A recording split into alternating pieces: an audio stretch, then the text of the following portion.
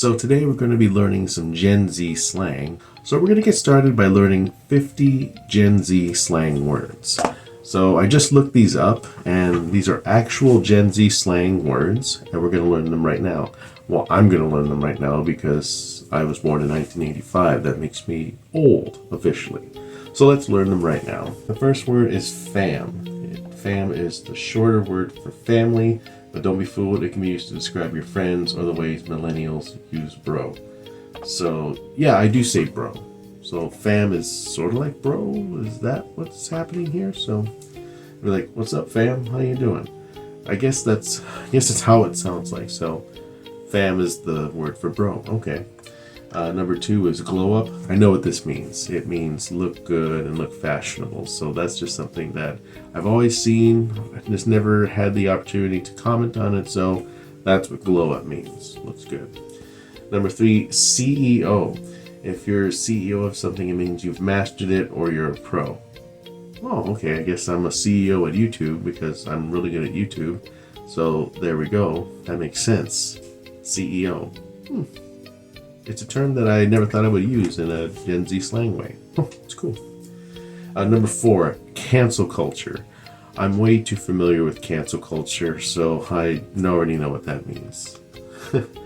Number 5, stan. No, it's not short for Stanley. Instead, it's a combination of stalker and fan. If you stan someone, it means you're obsessed, but not in a creepy way. I don't usually obsess with people, so I'm not a stan. That really would make things weird, so I'm glad not to be a stan. Number 6, e-boy or e-girl. This is similar to emo or goth culture, but they use the internet to express themselves.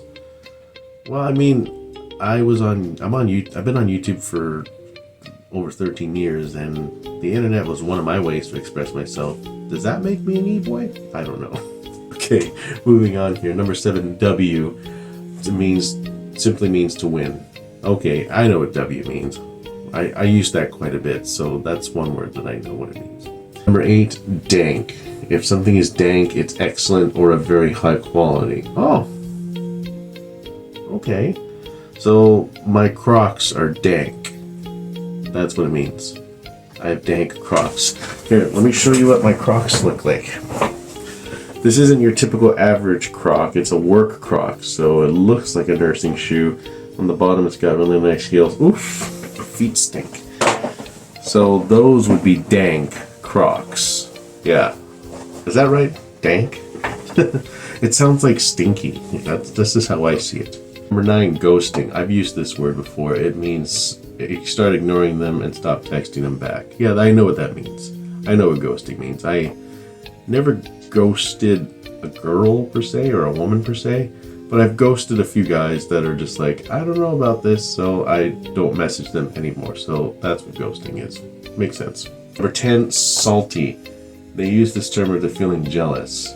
Okay, I've kind of heard of salty. I just never thought they'd use it like there's some sort of pretzel or something. Okay, that's interesting. Number 11, big yikes, meaning you're so embarrassed that yikes doesn't do justice. Oh, okay. Big yikes. Interesting.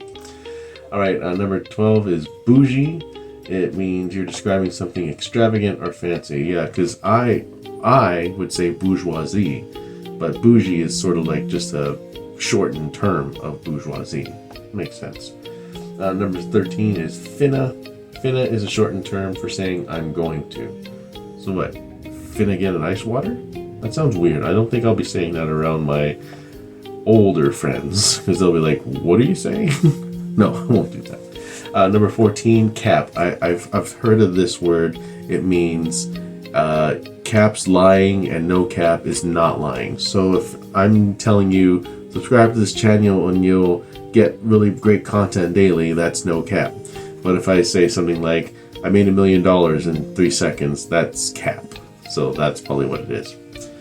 Okay, number 15, high key is simply the opposite of being low key. Oh, okay. Yeah, because if you're low key, you're like off the grid and people don't know about you. But if you're high key, you're like a big deal and a lot of people see you and all that. Number 16 is chuggy. Something that is chuggy is not at all trendy. Chuggy. So Cheugy, Shugi, or Chugi. I don't know what it is. I don't know if I'm saying it right. Leave a comment below if you know how to say it right. Number 17, I know this one, is simp. It means they do way too much for a person they have a crush on. I don't simp for people. I'm not a simp. Number 18, camp. I know what this one is. It means aesthetic. It's so pleasing. Like somebody's Crocs or camp. That's, yeah. And a lot of other people I've known say camp. Number 19, snack, is a person that you find attractive. Interesting. I didn't think that would mean something like that. Number 20, TFW. I always wanted to know what this one means. And this means that feeling when. I get it. I totally get it. Because I always see TFW and I'm just like, what does that say? But now I know what it means. Number 21 means woke, politically aware. I know what that is, and that's not me. I'm not woke. Number 22, sip tea. Sip tea is an alternative to spilling the tea, meaning you're sitting back and listening to the gossip rather than partaking in it. Okay, so I do sip the tea a lot whenever I see stuff like that, but I don't be a part of that. 23, L means loss. So that part I know. Number 24, take several seats. If somebody's really getting on your nerves, you might tell them to take several seats. It's so weird. I would usually think that if their breath smelled bad that they take several seats. I think that's the same meaning. I have no idea. 25 is drip, another way of saying swag. Drip is a term for cool or trendy style. I'll just go with swag. It just sounds better, but drip, I mean, drip's okay. I don't use the word drip. I just say swag. And the number 26 is bop, and it's when a song or album is exceptionally good. Oh, I bop to heavy metal. There you go. Number 27, sheesh is used to hype someone up if they're looking good or doing something good. Like, sheesh, he's making a lot of money and giving it to that soup kitchen. Is that what it means? I don't know. I am old. Okay, number 28 is IYKYK. Okay, this means if you know, you know. Okay, that makes sense. Like, I kind of got it from the letters, but I just wasn't sure what it meant. Number 29, living rent-free. It says, if someone is living rent-free in your head, that means you can't stop thinking about it. Oh, okay, that's what it means. That's what it means. I get that. Number 30, hits different when something is unique or better than the usual. Oh, okay, so like this macaroni and cheese with chipotle hits different if I add chipotle sauce. That's probably, I get that. Number 31 is bet, meaning this word means yes. It confirms something and could be compared to the millennial term word. Yeah, so if you think I'm going to do a good job in this channel, bet. There you go. Number 32 is vibe check. It means to check someone's energy or mood. Okay, I guess that makes sense. Number 33 is period. Period with a T at the end. Period. Using this at the end of the statement adds emphasis or intensity to the point. Period. I just say period. I don't say the T at the end. What, the T is silent? I never understood that one. Number 34, catch these hands. Starting a fight. Oh, okay. So the term is in a contentious manner. Catch these hands. Okay, I get what that means. You can't catch these hands. That's sort of what I got out of it. Number 35 is drag. If you drag someone, you're criticizing or making fun of them. This can be equated to roasting someone. So let's say I'm being a drag to somebody that I don't like. And that's what it means. Okay. This is so weird. 36 finesse means to trick or manipulate someone in a situation in order to get what you want. So if I wanted to get free Olive Garden breadsticks, I would finesse them into thinking I'm an actual Italian. Will that classify as that? I don't know. Sounds really cool. Number 37 is I'm weak, similar to I'm dead. This is just another term to use when you find something hilarious. Oh, I see. Okay, so like if I watch a Garfield cartoon, I'm dead. You're not really dead, and that's the way to say it. Number 38, main character. Phrase used for somebody who's generally well-liked and charismatic. It can also be used to describe someone when they're making a scene. Okay, that makes sense.